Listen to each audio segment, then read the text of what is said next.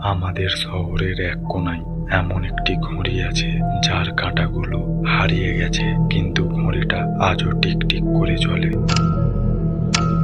বহু বছর আগে এই ঘড়িটা ছিল শহরের প্রাণকেন্দ্র, কিন্তু এক অমাবস্যা রাতে যখন শহরের সবাই ঘুমিয়েছিল, ঘড়িটার কাঁটাগুলো হঠাৎ অদৃশ্য হয়ে যায়।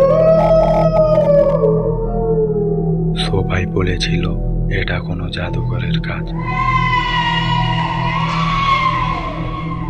কিন্তু আসল রহস্যটা অন্য কিছু ছিল। গতকাল রাতে ঘড়িটার পাশে ঘুরতে গিয়ে একটা পুরনো চিঠি পেলাম।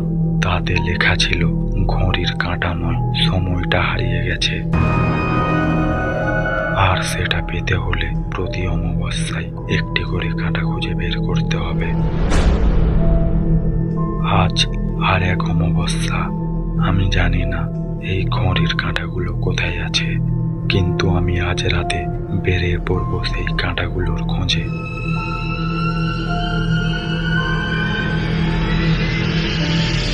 কে জানে, হয়তো এর পরের অমাবস্যায় শহরের সময় আবার চলতে শুরু করবে, অথবা আমি নিজেই এই রহস্যের অংশ হয়ে যাব।